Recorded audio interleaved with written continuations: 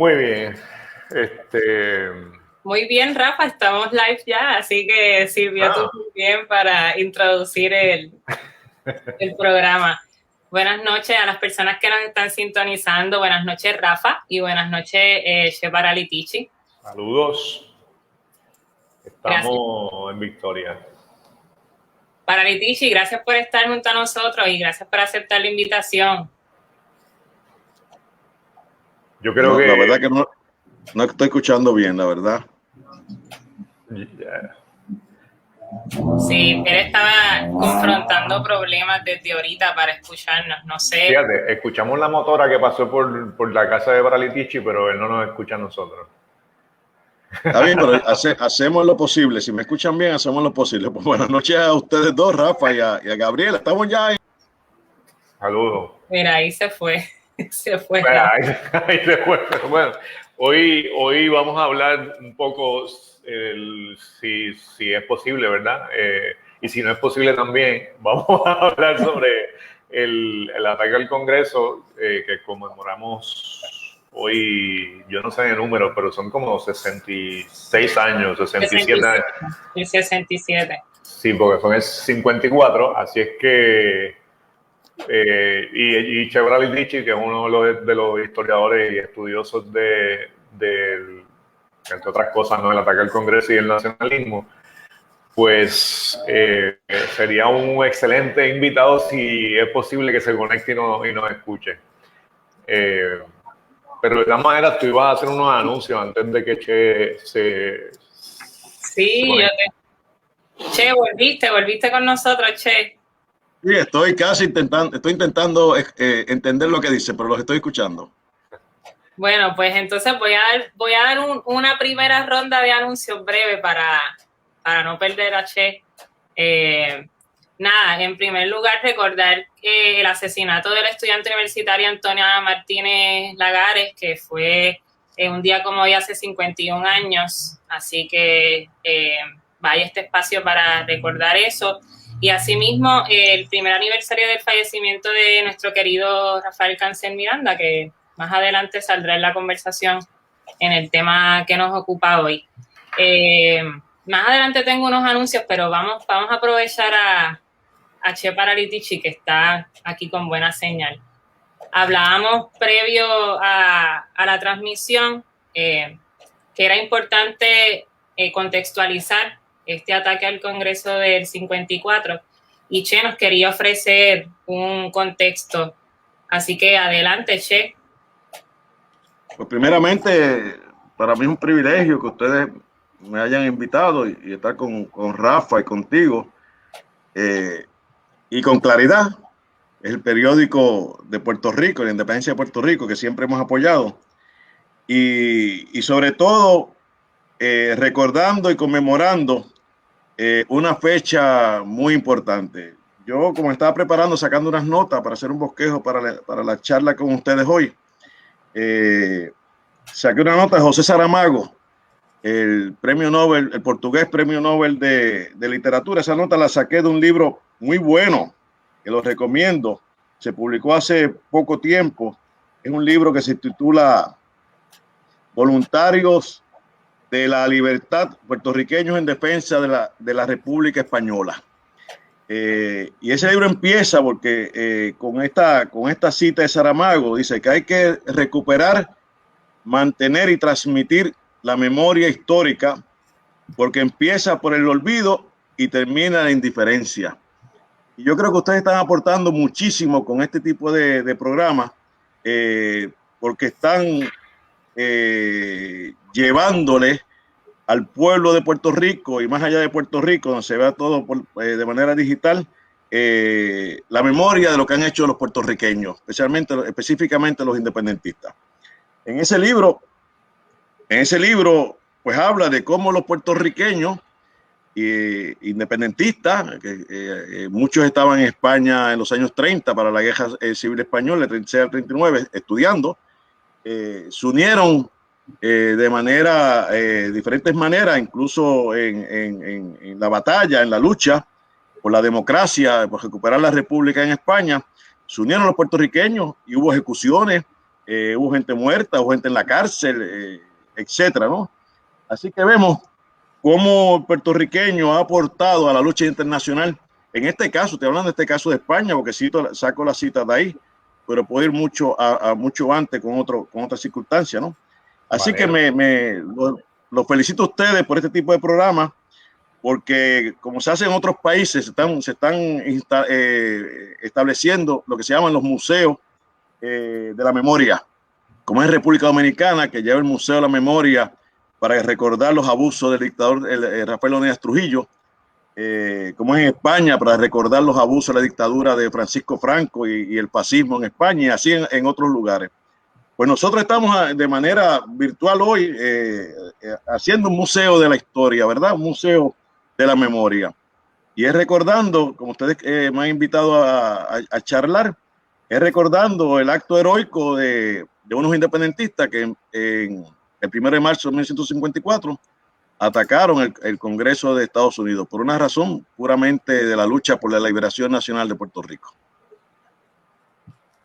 Pues yo no sé si me está escuchando Paralitichi, pero para ubicarlo en ese contexto, si no me equivoco, usted me corrige porque estoy hablando de memoria, no tuve tiempo para dar mis notitas porque tenía clases, pero en 1953, unos meses antes del ataque al Congreso, la Organización de Naciones Unidas, por conducto, por supuesto, de la presión norteamericana en la propia ONU, ¿verdad?, declara que ya Estados Unidos no tendría que rendir un informe porque Puerto Rico tenía el Estado Libre Asociado, que era un gobierno más o menos autonómico, que le permitía una libertad, en cierto modo, democrática, ¿verdad?, el territorio, y que probablemente una de las razones por las cuales este ataque se organiza es para que la comunidad internacional tuviese claro que esa decisión que toma la ONU, ese planteamiento de que ya Estados Unidos no tiene que rendir informes anuales porque tiene una colonia, los nacionalistas entonces con ese golpe le dicen a la comunidad internacional que Puerto Rico sigue siendo una colonia, ¿no?, a pesar del Estado Libre Asociado. Que es probable que ese otro contexto adicional, ¿no?, de esa decisión de la ONU a veces no se menciona, pero me parece que sería bien importante destacar eso. Yo no sé si para Rafa, eso, como yo le decía a Gabriela antes de comenzar, eso colmó la copa.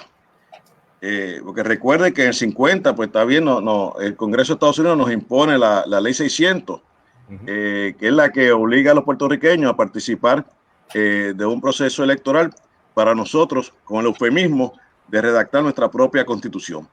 Pero lo que estaba haciendo Estados Unidos en ese momento, y después traigo esto al 53, es tratando de lavar él con el eufemismo de que estaba permitiendo que su territorio, porque ni le llamaban, imagínense que Rafa, lo serio que es esto, ¿no?, políticamente. Estados Unidos, ustedes saben que las Naciones Unidas, la Organización de Naciones Unidas se funda después de la Segunda Guerra Mundial en 1945 en San Francisco. Y Estados Unidos y quienes la fundan mayormente son países imperialistas. Apenas habían países independientes en esa época. Las Naciones Unidas se funda con 50 y 51 países independientes, soberanos en ese momento. La inmensa mayoría de los países en Asia, en África, en Caribe, eran todavía colonias.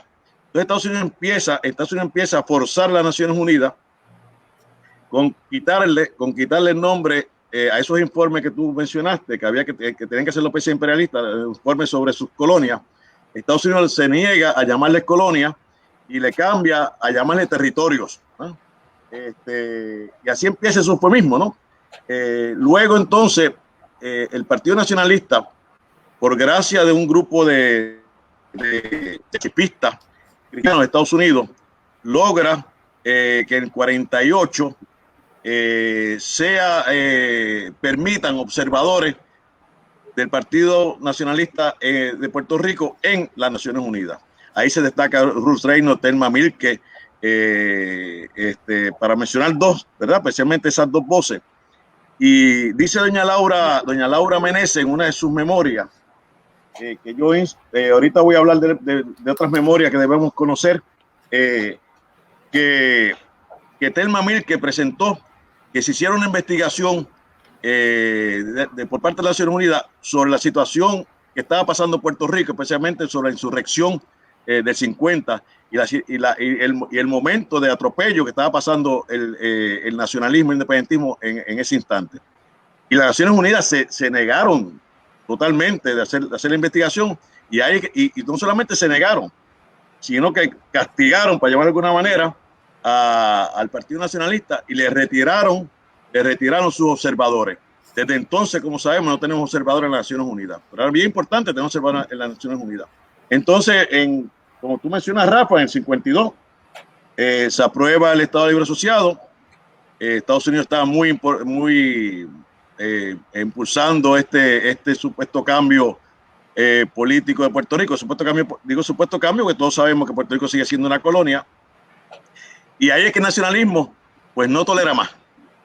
No tolera más. Y entonces, según habían dicho en el 50, con el ataque a Casa Blair, una de las razones para atacar la Casa Blair, y esos carcollazos en sus memorias lo menciona, es porque el caso de Puerto Rico no se conocía en Estados Unidos. La lucha independentista no se conocía en Estados Unidos. Entonces había que buscar la manera que se hiciera conocer, para estremecer la opinión mundial. Y se llevó a cabo entonces la acción en Casa Blair el noviembre de 50, y se lleva la acción entonces en 54 con el ataque de los 4 compañeros nacionalistas al Congreso. Así sí que tienes razón, Rafa, fue claramente una reacción a la actitud de Estados Unidos de borrar el sistema colonial de Puerto Rico, y claro está la posición de Luis Muñoz Marín, que estuvo acorde con todo esto y se prestó para todo esto. Yo te comentaba, para Litichi, antes de transmitir también, que había estado escuchando una entrevista, de las tantas entrevistas que le hicieron a Rafaelito Cancel, para prepararme, y él decía en esa conversación con Ángel Collado que el 1 de marzo, y lo estoy citando, viene desde 1898, o sea que es largo y tendido eso, los acontecimientos previos que suscitaron ese ataque. No entendí bien, Gabriela, pero necesitamos el closed caption para que nos escuche. Qué lástima, oye. ¿Y qué estará pasando? ¿Tú me escuchas a mí, para Litichi? Sí, a ti te escucho un poquito mejor que Gabriela. Fíjate qué cosa eso.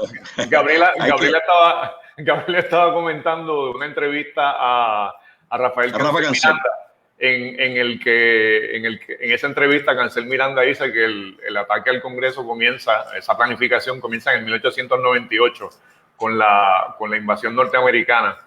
Que habría que decir, por ejemplo, que esas 2 décadas anteriores, del 35 al 1954, fueron de mucha violencia política, ¿no? Mucha represión y mucha respuesta, por supuesto, del nacionalismo. Desde el 35 con la masacre de Río Piedra, cuando traen a Francis Riggs a militarizar a la policía, y a Blanton Winship, que también es otro militar de carrera, ¿no? Desde el 35 el nacionalismo está enfrentado al sistema colonial de manera directa, radical. Y en ese sentido, cuando Rafaelito Cancel Miranda dice que desde el 98 se estaba planificando el ataque al Congreso, está haciendo, ¿no?, la hipérbole, ¿no?, la imagen de que la resistencia está desde ese primer día hasta que culmina, ¿no?, en ese acto en el Congreso. No sé si... Claro está, por eso yo le decía a Gabriela, ¿te acuerdas? Antes de entrar nosotros al aire, que hay que hacer un marco histórico, porque es como tú estás diciendo, Rafa, esto viene del 98. Primeramente porque Estados Unidos, y recuerdo que yo di hace poco una charla en Casa Boy en conmemoración del ataque a Casa Blair, y entraba en esto, en la situación en que sucede la invasión de Estados Unidos a Puerto Rico. Y lamentablemente para nosotros, es en el momento que Estados Unidos tiene más fuerza o está creando más fuerza como imperio. Ya Estados Unidos había logrado el control de su continente. Ya había llegado del este al oeste, le había quitado las tierras a México, etcétera. Ya había adquirido posesiones a Alaska y a Hawái, etcétera. Y entonces Estados Unidos empieza ya con un plan de expansión en el mar. El famoso estratega marítimo Alfred T. Mahan dice, no, tenemos que expandirnos por el mar. Ya tenemos casi, tenemos el Atlántico a nuestra falda, pero también hay que ir hacia el Pacífico. Y ahí empieza toda esa fuerza. Y fíjense que Estados Unidos invade Puerto Rico, invade Cuba, invade Filipinas, y con mano dura. No respetó jamás la independencia de Cuba, ni la independencia de Filipinas, ni la autonomía de nosotros. No la respetó Estados Unidos, todo lo contrario, con mano dura se estableció en Cuba, aceptó la independencia mediatizada, controlada, con la enmienda Platt de 1902 o 3 en Cuba. En Filipinas, barbaridad, masacres. Filipinas murieron con la guerra, se calcula 200 o 300 mil filipinos civiles. Estados Unidos cometió los crímenes más horrendos en Filipinas, y Filipinas ya tenía la independencia, y continuó luchando. Así que llegamos al momento en que Estados Unidos estaba con la fuerza imperialista, que luego aumentó. Y lo que los estudiosos del imperialismo dicen que Estados Unidos ya se convirtió de una fuerza imperialista a un hiperimperialismo, que es lo que tiene ahora, casi el control del mundo entero, ¿no? Y entonces con nosotros, pues, ahí lo que entra Rafa a decir, Cancel Miranda, no solamente nos invaden y nos ocupan y nos gobiernan, con sus gobernadores militares y después con gobernadores civiles hasta 1947, que permite con una ley suavizar, entre comillas, la colonia, pero nos quitan el idioma, nos querían quitar el idioma, nos querían quitar la cultura, y el independentismo tuvo que enfrentarse a todo eso. Claro, nuestro independentismo no fue como el de Filipinas, que fue más agresivo, más. Aquí se intentó resolverlo por otros medios, como Hostos con un plebiscito en el 99, como de Diego con otro plebiscito en el 18. Pero Estados Unidos no permitía nada, hasta el punto que nos imponen la ciudadanía en el 17, que se conmemoran algunos en el 2 de marzo, y al poco tiempo y ya con el servicio militar obligatorio, con una ley del 5 de mayo del 17, son 228, digo eso, yo tengo un libro publicado sobre ese tema, el servicio militar obligatorio impuesto por Estados Unidos a Puerto Rico, y son 228 puertorriqueños que van a la cárcel por el servicio militar obligatorio. Y después entonces sabemos que los 20, gobernador Towner y otros gobernadores antiindependentistas, y no permitían ni la bandera de Puerto Rico. Ahí es que Albizu viene ya a finales de 1927 en un discurso que arroja la bandera, porque le ponían en los discursos de los políticos, ponían en la... Se fue. Bueno, pero Paralitici estaba diciendo una cosa bien interesante. Ahí en el 28, Albizu llega al podio, ¿no? del Partido Nacionalista, que tenía las banderitas norteamericanas también, porque se respetaba la bandera. Entonces Albizu saca las banderitas de Estados Unidos y dice, todos habían dicho que saludaban a la bandera, y Albizu dice, bandera norteamericana, yo no te saludo porque representas en Puerto Rico la opresión y la dictadura. Y ahí es el cambio radical del Partido Nacionalista. No sé si me escuchaste, Paralitici. Sí, te escuché, perfecto. Y gracias por citarla mejor que yo lo hubiese citado. Y entonces Albizu empieza en el 27 con un famoso periplo, ¿no? Peregrinación a las Antillas, buscando la solidaridad antillana y latinoamericana para la independencia de Puerto Rico. Y sabemos que está 3 años regresa a Puerto Rico en los años 30. Y ahí, como tú decías, Rafa, empieza un nuevo estilo de lucha. La lucha confrontacional. Pero fue a base de una resistencia y a base de responder a la represión de Estados Unidos, represión económica y represión política. Como tú mencionaste, la masacre de Río Piedra, que mueren 4 jóvenes en la calle Brumbo en Río Piedra, la masacre de Ponce, que mueren 19 nacionalistas, y los abusos que se cometían. Pero es bueno entender que el nacionalismo ya decidió prepararse de manera militar. Recuerden que Albizu conocía bien la lucha de liberación de independencia de Irlanda, y años antes Irlanda había logrado su independencia en 1922 y tuvo que lograrla pues a base de su defensa, ¿no? Y con las armas.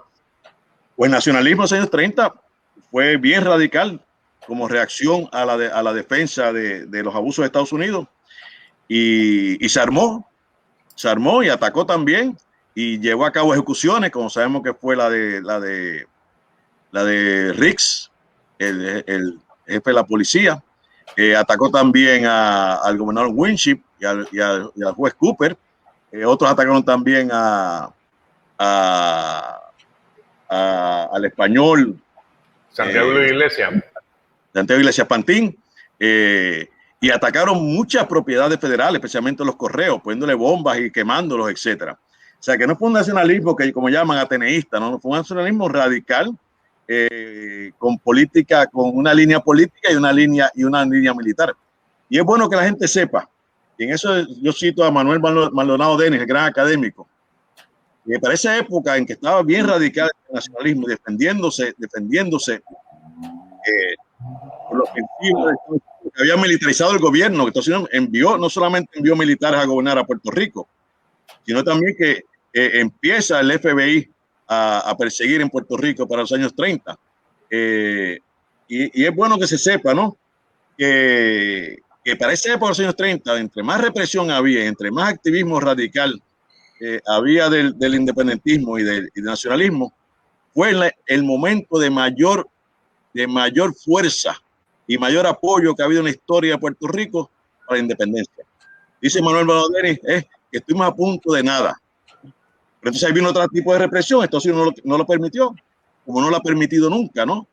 Que Puerto Rico tenga la libertad de escoger su propio gobierno. Incluso para el 36 se formó aquí un movimiento hacia una constituyente, se presentaron unos proyectos de independencia con Tidings, y Estados Unidos no permitió nada permitió. Y ahí es que entonces, en los años 40, ya todos sabemos, ya buscó una ficha, lo que llamamos en ciencia política una cuña, y buscó a Luis Muñoz Marín. Y se prestó Luis Muñoz Marín para seguir con el sistema colonial de Puerto Rico. Pero entonces en el 40 siguen persiguiendo el nacionalismo. Yo tengo en mi libro, incluyo más de 80 nacionalistas que fueron presos por evadir y por enfrentarse al servicio militar obligatorio. Y después sabemos que en los años 40, al final, en 48, nos imponen la ley de la mordaza. Siguiendo la ley Smith de Estados Unidos, se había fundado, habían aprobado en 1941 ya para perseguir al comunismo, ¿no? Así que hay mucha represión, Rafa, mucha represión, hasta que entonces pues, nos lavan la cara, nos tratan de lavar la cara internacionalmente con un liberalismo, un reformismo, con el voto al gobernador, el 47, como ya había mencionado, con la ley 600 para permitirnos una constitución. Pero a fin de cuentas, como dice doña Laura Meneses, que se discutió en el Congreso de Abogados, Congreso Internacional de Abogados, en el 47, ¿cómo es posible que se permita una votación para que el pueblo decida ser colonia? Es como si se hiciera una votación entre esclavos para que se permita la ley de la esclavitud. Es absurdo, ¿no? Pues el nacionalismo ya tenía esa línea, ¿no? Y se enfrentó definitivamente en 50 y 54, se enfrentó a esa entrega de Luis Muñoz Marín y a la imposición del dominio y el dominio de Estado en Puerto Rico. De hecho, me parece que Cancel Miranda, una de las primeras, de los primeros actos represivos contra Cancel Miranda fue porque se negó a inscribirse en el servicio militar. Fue una de sus primeras, digamos, actividades dentro del nacionalismo. Estuvo preso 2 años con un día. Por eso no participó en la insurrección 50, porque estaba en la cárcel. Y él también, me parece importante destacar que cuando se establece el Estado Libre Asociado, cuando se funda y cuando se lleva a cabo la elección, ya estaba firmada la ley, lo que conocemos aquí como la ley de la mordaza, me parece ley 55, 54, no recuerdo exactamente, pero la ley que prácticamente prohibía ser independentista en Puerto Rico, el 47 al 57 aproximadamente. Así que la fundación del Estado Libre Asociado se logra, y me parece que las leyes internacionales dirían que era absurdo, ¿no?, llevar a cabo una elección libre mientras estaba prohibido reunirse, escribir, proclamar la independencia de Puerto Rico, o lo beneficioso que sería acabar con el gobierno norteamericano en Puerto Rico. Y gente presa, de hecho, por haber dado discursos, como le pasó a Francisco Matos Paoli en varias ocasiones.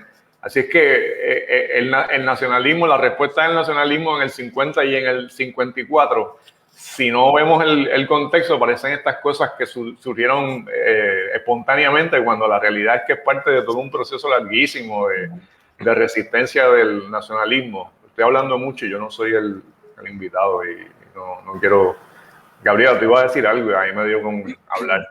Bueno, no, yo más bien lo que quería acá preguntar, como que rompo un poco con la línea que llevan, era más bien sobre pues, venir al tema del ataque, particularmente el ataque del 54, y un poco irnos a ver la organización. Yo estuve escuchando que se dice que el cerebro detrás de este ataque es el licenciado Pinto Gandía. No sé qué expresión tenga Paralitici sobre eso, pero me gustaría que habláramos de la organización que hay detrás de este evento del 54. Es muy interesante lo que está planteando. Rafael Cancel Miranda lo tuvo en silencio. Me acuerdo que había una actividad en Colegio de Abogados. No sé por qué motivo era, no recuerdo. Y ahí él lo dijo. Que lo que estoy diciendo, Gabriela, que fue Pinto Gandía quien estuvo a cargo de todo el operativo, organizarlo. Yo compré un libro que ahora que ustedes tanto han mencionado a Rafael Cancel Miranda, que Rafael, yo estando en su casa hablando con él, no sé si lo están viendo aquí, se llama Lolita y yo, Memoria de un Patriota, que da muchos detalles. Es igual también como otro libro de memoria de Lidia Collazo, la hija de Rosa Cortés y Oscar Collazo. Antes, voy a hacer un paréntesis. Yo creo que es importante lo que está haciendo el nacionalismo hace varios años. Nosotros empezamos a hablar de la importancia de la memoria. Heriberto Marín ha escrito sus memorias, es muy importante. Isabel Rosado ha escrito, Oscar Collazo, Rosa Collazo, Lidia Collazo, Laura Meneses, Pedro Avilés Vargas, Ramón Medina Ramírez en su libro, es como si fuese una memoria en sus 3 tomos, ¿verdad? El mismo Rafael Cancel Miranda con sus libros son memorias y testimonios de todo esto. Y ahí vamos a encontrar mucha información. Pero este libro de Lolita y yo, que cuando uno lo lee cree que es Lolita Lebrón, pues había otra Lolita, que era Carmen Dolores, la que fue esposa de Griselio Torresola y viuda de Griselio Torresola más tarde, y se casa con otro revolucionario y patriota puertorriqueño que se llama Pedro Avilés Vargas. Y en este libro de Pedro Avilés Vargas se da mucha historia íntima del nacionalismo para ese año, para ese operativo, el 54.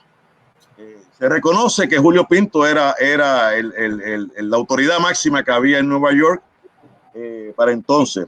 Se dice que Rosa Collazo viene a Puerto Rico y habla con Albizu, y Albizu da la orden de que sea Lolita Lebrón quien esté a cargo. Pero antes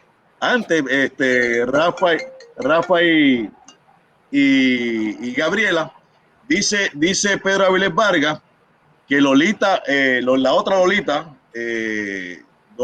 Carmen Dolores, la viuda de Griselio, había sugerido que se hiciera, para llamar la atención al mundo, un ataque al Congreso, y que ella está dispuesto a hacerlo.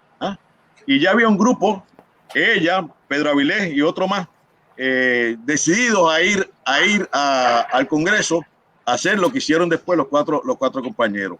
Pero a regresar Rosa Collazo, Rosa Cortés, de Puerto Rico, la esposa de Oscar, pues dice que Pedro autorizó a Lolita. Pero Vargas dice, a hablar de Lolita, dice, ¿cuál de las Lolitas? Pues fue Lolita Lebrón, que ya estaba muy activa en nacionalismo en Nueva York, ya había formado parte era la tesorera del comité de precarcelación de Oscar Collazo o procomutación de pena, y es Lolita con los demás compañeros. Rafael Cancel Miranda habla con Andrés y habla con Irving y siguen las órdenes de... Otra vez. Se fue otra vez.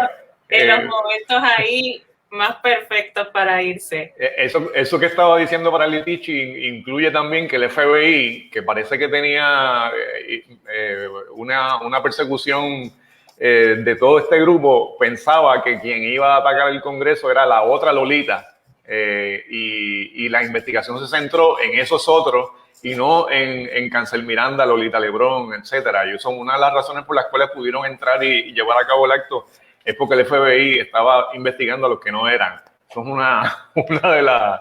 Una estrategia, eso fue como una estrategia ahí. Yo no sé si fue estrategia, pero eso fue lo que sucedió. Salió así. Gabriela, parece que las polillas que están volando por San Juan interrumpen la...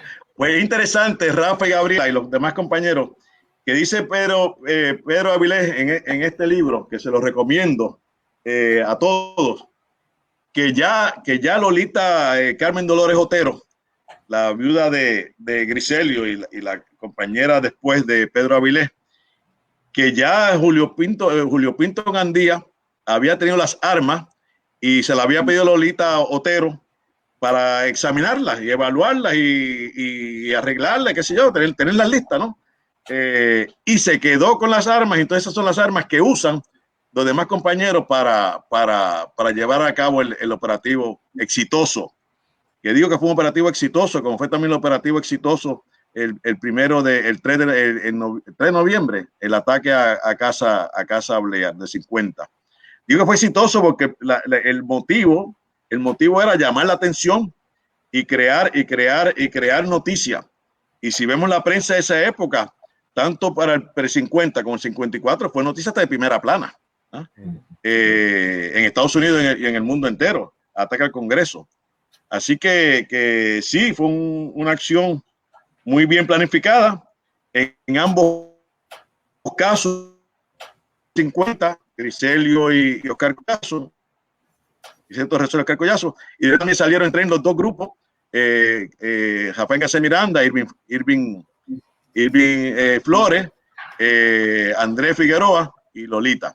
Fíjense interesante Nueva York, y ahora que estamos hablando tanto de la diáspora, etcétera, es importante que se repiense, se reevalúe, se conozca la importancia de Nueva York en la historia de la independencia de Puerto Rico, de la lucha por la independencia de Puerto Rico, desde el principio del siglo, desde antes del siglo XX, desde la época del Partido Revolucionario Cubano, allá en Nueva York con la sección de Puerto Rico y los cubanos. Así que Nueva York ha sido fundamental en nuestra lucha por la independencia, y de ahí es que salen para llevar a cabo los operativos en Washington, los nacionalistas en 50 y 54. Aquí Mari nos recuerda en un comentario que no lo puedo exhibir, pero, mira, sí, ahí está para que lo podamos leer todo. Ella nos recuerda que Pinto Gandía fue preso por ese ataque. No sé si Che nos está escuchando. Estoy leyendo lo de Mari. Por cierto, Mari, te felicito, hiciste una cronología de Lolita excelente. Y lo que dice Mari, sí, hay diferencias en todo esto, ¿no? Pero es bueno leerlo, y el asunto es que sea una versión o sea la otra, hubo éxito en el operativo del 54, porque era llamar la atención y a riesgo de sus vidas. Así que es cierto lo que dice Mari, hay diferencias. Por eso digo, lean una parte, lean otra y lean, y todo eso lo llevaremos al Museo de la Memoria nuestro, ¿no? Pero sí fue exitoso. Yo creo en la conclusión que fue exitoso el operativo.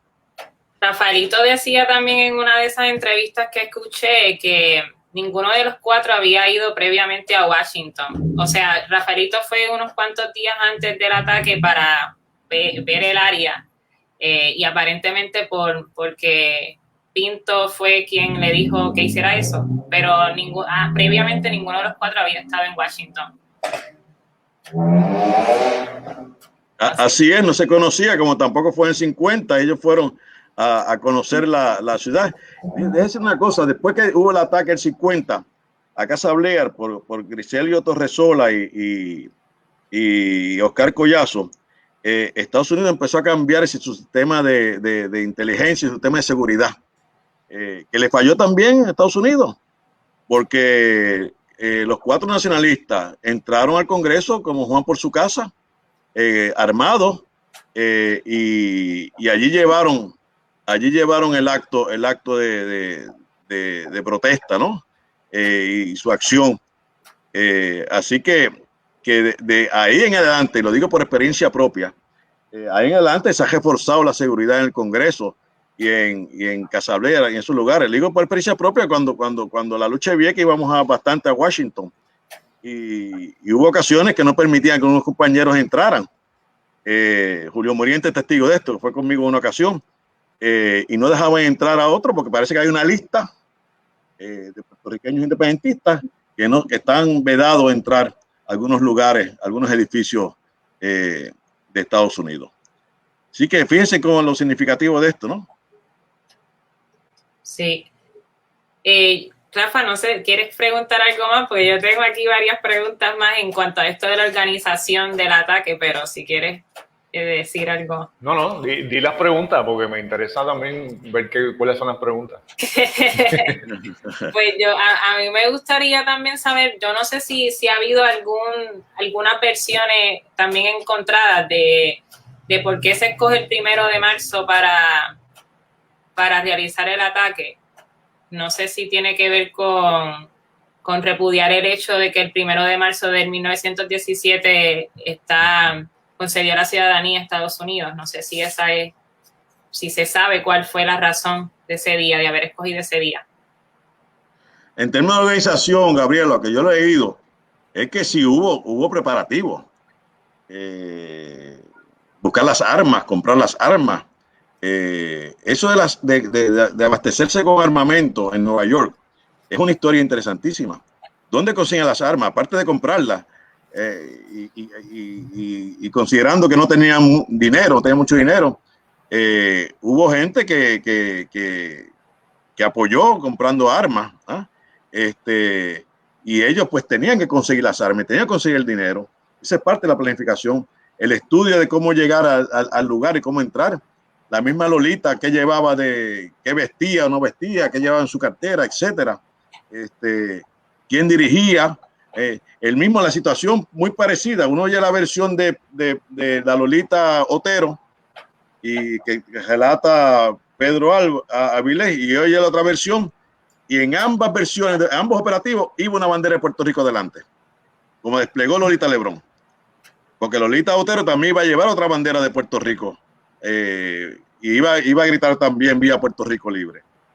Así que parece que hay un operativo totalmente planificado por la mente, como dice Rafael Cáceres Miranda, de Pinto Gandía, que era el estratega en ese sentido. Pinto Gandía es una persona que hay que estudiar más, unas relaciones muy buenas en Estados Unidos, de los años 40, ¿no? Desde antes, ¿no? Pero de los años 40 es la persona que lleva a conocer los pacifistas estadounidenses a Albizu Campos, y ahí empieza la relación, y ahí que entonces llegan a formar un comité de apoyo a la independencia de Puerto Rico y a lograr el ser observador en Naciones Unidas, entre otras cosas más, aparte de la cantidad de arrestos y encarcelamientos que hubo en el 54, no solamente en Puerto Rico. Hay que recordar que Muñoz Marín le retira el indulto que le había otorgado a Albizu en el 53, que son pocos meses lo que dura Albizu fuera de la cárcel hasta que es ingresado en el 54. Pero también hay arrestos y encarcelamientos en Florida, Nueva York y en Chicago, por mencionar tres lugares. En Chicago hay que recordar el famoso caso de Gonzalo Lebrón Soto, eso es una polémica también que hay con el apellido segundo, el segundo apellido de Lolita, si es Soto, Soto Lebrón. Y esperen la biografía que está escribiendo Pablo Ortiz, que lo aclara claramente, lo aclara muy bien con documentos, que el apellido de Lolita es Soto, no Sotomayor. Pues este hermano de Lolita vivía en Chicago. Lolita lo va a visitar a Chicago para que apoye el operativo, porque él presidía o era líder nacionalista allá en Chicago, y el mismo Soto, el mismo hermano de Lolita lo traiciona. Yo leo ahí creo que es en el libro de Avilés, que dice que el amor de hermano salvó a Gonzalo, que fue más fuerte el amor de hermano. Entiendan eso como ustedes quieran entenderlo, pero hay documentos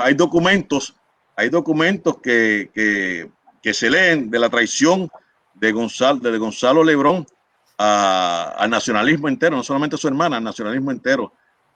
Y así logró entonces que no lo acusaran y que le dieran una probatoria como lo logró. Bueno, ahora que van restando ya algunos 19 minutos, a mí me gustaría ahora pasar quizá como a los logros alcanzados, pero antes de eso, una pregunta también, a mí me gustaría saber cómo reaccionó el gobierno de Puerto Rico ante la noticia de ese evento, que ¿quién era el gobernador en ese entonces? Que creo que era... Muñoz Marín. Entonces, ¿cómo reaccionó ante ese evento? Sí. Gabriela, me estoy riendo entre dientes porque Muñoz Marín hizo el papel más bochornoso del mundo.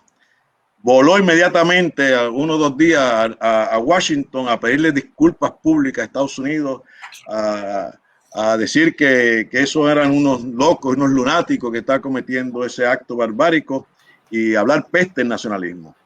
Ya eso no es nuevo, ya había empezado Muñoz, especialmente en 47 y 48, a hablar peste en nacionalismo, una campaña de miedo contra el independentismo específicamente, a decir que la independencia era sinónimo de dictadura y hablaba de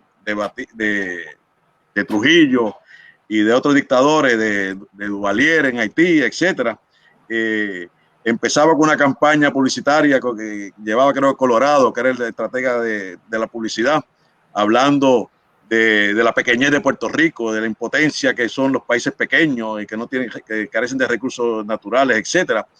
Y Muñoz ya estaba, y después de eso Muñoz iba a Estados Unidos con paranoia, se quedaba en un hotel y cambiaba de habitación por el miedo que tenía. Llevaba hasta una limusina algunas veces, cambiaba de pasaje de tren y no iba por avión, etcétera, ¿no? Así que fue tan significativo esa fecha del 50, la insurrección, y después del 54, que esa fue la actitud de Muñoz hasta que murió, que nunca pidió perdón con los abusos cometidos contra el nacionalismo en Puerto Rico, como tampoco el Partido Popular lo ha pedido, ¿no? Yo estoy esperando el momento de escuchar palabras de los populares pidiendo perdón por lo que han hecho.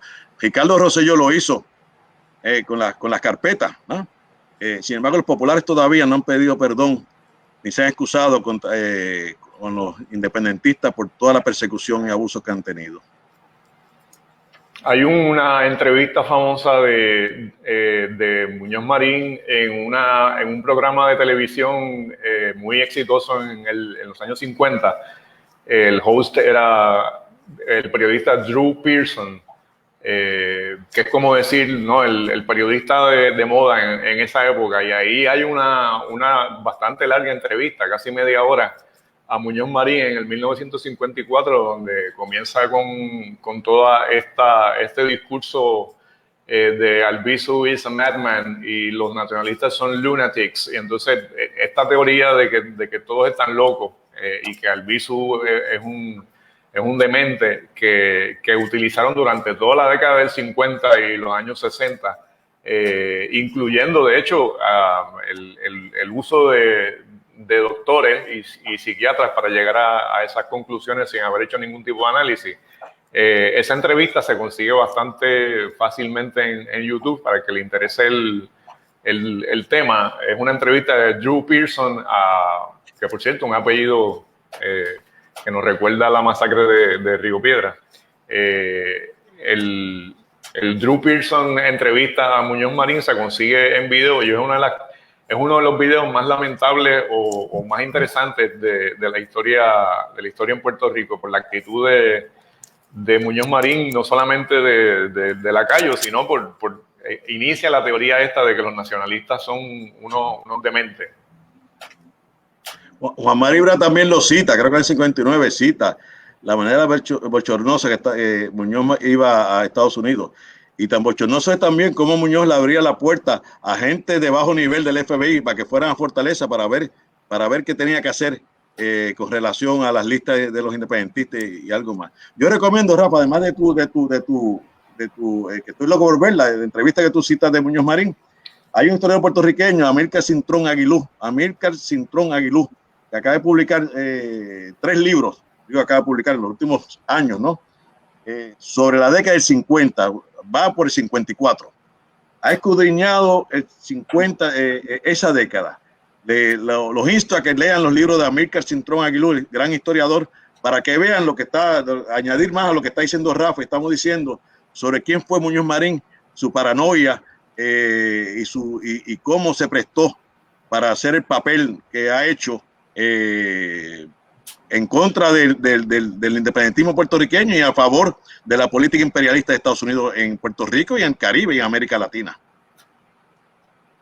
Alguien aquí, José Irán Santiago, nos comparte un enlace, no sé si es precisamente de la conversación, de la entrevista a Muñoz que habla Rafa, pero si no, Rafa, también tú la puedes poner ahí en los comentarios o me la puedes pasar y yo la añado. Mira, la voy a poner en el chat, yo no sé cómo se hace, pero la voy a poner en el... Bueno, y aprovecho la digresión para agradecerle a la gente que nos está comentando. Tenemos a Luis de Jesús desde La Habana sintonizándonos y también alguien por aquí de Kissimmee, que ahora se me escapa el nombre, Anthony Nieves. Así que agradecemos la sintonía. Y Maribel también, que nos dice que en la tiendita, en la Caritienda, están todos los libros de Amílcar Cintrón Aguilú disponibles. Oh, mira. Así que voy a poner por aquí también un bannercito de que visiten a la Claritienda en la página web. También tenemos una pregunta que voy a compartir aquí, Che, para que la puedas leer. Yanira nos pregunta por cuánto tiempo estuvieron sin acceso a abogados, supongo que son los nacionalistas, los 4 nacionalistas incomunicados. Ellos tuvieron acceso a abogados, uno de los famosos abogados, Corral Lynn, estuvo muy vinculado a ellos. Para mi entender, no carecieron de abogados en ningún momento. Que tuviesen éxito para salir libres, pues no, pero tuvieron siempre apoyo de abogados de Estados Unidos, especialmente ese nombre, Corral Lynn, un negro liberal, progresista de Estados Unidos, que también fue abogado de Albizu Campos. Fue muy importante. El mismo Víctor Marco Antonio también, el congresista que murió al poco tiempo, apoyó la independencia de Puerto Rico, apoyó a los nacionalistas y a los puertorriqueños en general. Así que no, lo que pasa es que también hubo abogados independentistas como Hernández Hernández Vargas, que para esa época fueron presos, los acusaron también. Y la ley que mencionó Rafa, la ley 53 del 48, la famosa ley de la mordaza, llevó a más de 200 puertorriqueños a la cárcel y sobre 400 arrestados. Fue una ley abusiva.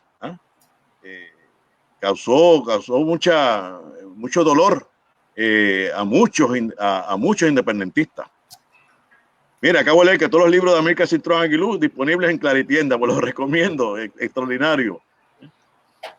Bueno, Rafa, te debo poder poner aquí el enlace porque hiciste tu asignación y lo compartiste por el chat, pero ahora soy yo la que no sé. La que no sé hacer copy paste. Bueno, pero nada, al finalizar la conversación yo lo subo. Sí, pero de todas maneras es bastante fácil. Entran a YouTube y buscan Drew Pearson, Muñoz Marín, y ahí tienen el video, la entrevista, que no tiene desperdicio. Es tan terrible que no tiene desperdicio. Pero yo creo, me parece que el enlace que puso José Irán es el que, así que nos ahorró esa tareita. Está puesto ahí, es ese.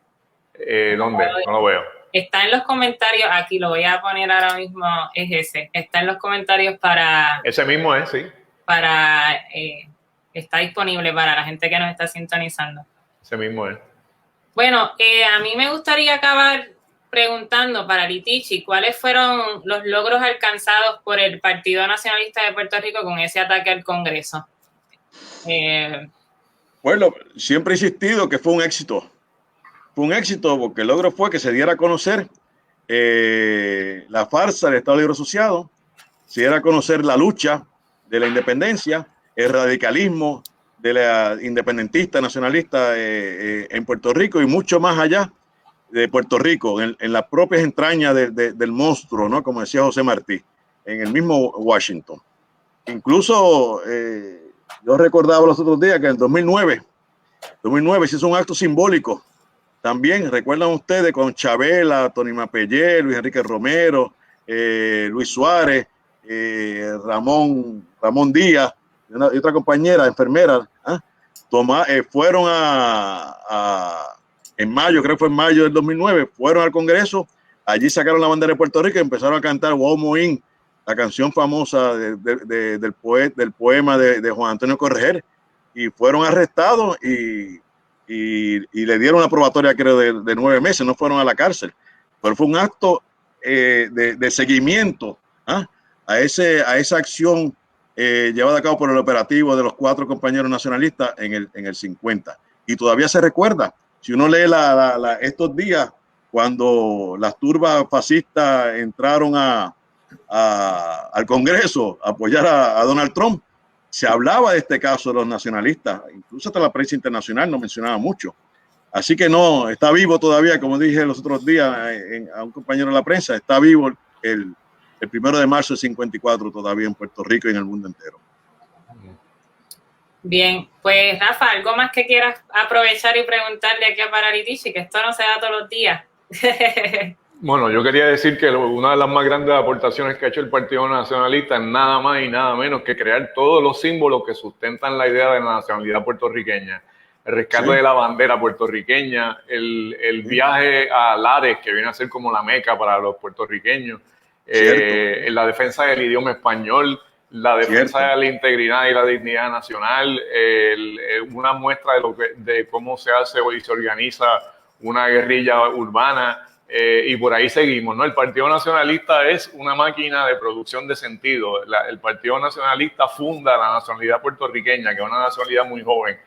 Aún dentro del Partido Nacionalista, Juan Antonio Correger, desde el 1935, publica en Cuba un artículo que dice que si alcanzamos la independencia para ser una república burguesa, pues no hemos alcanzado totalmente la independencia. Pero aún así, dentro de ese diálogo que se daba dentro del Partido Nacionalista, produjeron lo que es la nación puertorriqueña. Todos los símbolos de la nación puertorriqueña los crea, entre comillas, ¿verdad? El Partido Nacionalista, el rescate de la memoria histórica, el rescate del área, el rescate de la bandera, la defensa de la dignidad, en fin, el 1954 es como la culminación de ese instrumento que es el Partido Nacionalista. El 54 es como el evento que cierra un ciclo, no que desaparezca, ¿no? Sino que cierra ese ciclo que va del como dice Rafael Cáncer Miranda, ¿no? Del 98 al 54. Yo creo que el Partido Nacionalista todavía, y todo ese proceso todavía merece mucho estudio y mucha difusión. No hice ninguna pregunta, pero quería decir eso antes de que terminara el programa. Sí. Y Rafa, y el estoicismo, ser estoico, aguantar, y el sacrificio, ¿no? Así que concurro totalmente contigo. Bueno, pues entonces vamos a pasar a unos anuncios que dije al principio del live que diría o que anunciaría. la Fundación Casa Albizu y la familia Cáncer Vázquez invitan a la conferencia, de hecho, para continuar este diálogo que hemos tenido aquí, causas y efectos del ataque al Congreso Federal en defensa de la nación puertorriqueña en 1954. Esto va a ser este próximo domingo 7 a la 1 en Casa Boy y va a estar a cargo del licenciado Eduardo Villanueva, así que con todo el protocolo de seguridad pueden pasar por allí el domingo y, bueno, continuar nutriéndose de este tema.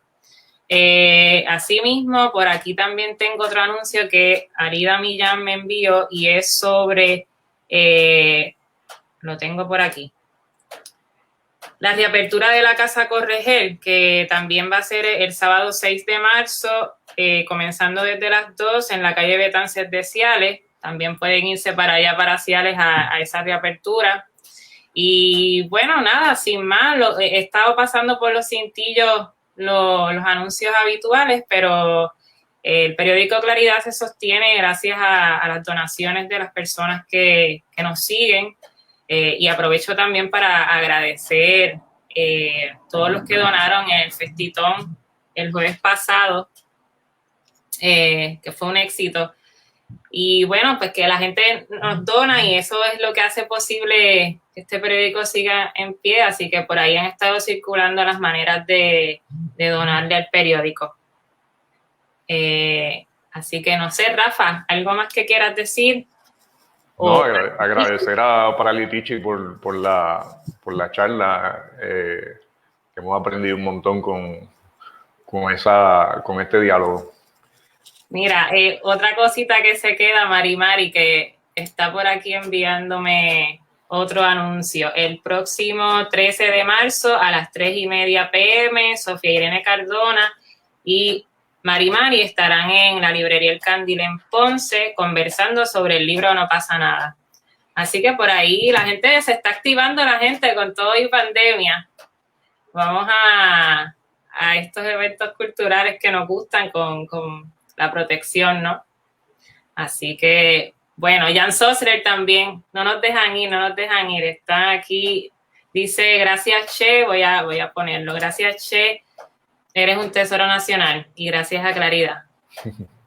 Gracias. Oye, Jan está viendo el programa, Jan, un abrazote desde Chicago, imagino que estará Jan Sosler, veo una nota. Pues gracias a ustedes, gracias por la deferencia de haberme invitado y siempre a la orden por ustedes y por la patria. Muy bien. Bueno, pues hasta la próxima, Clara. Nos vemos. Nos vemos. Hasta luego.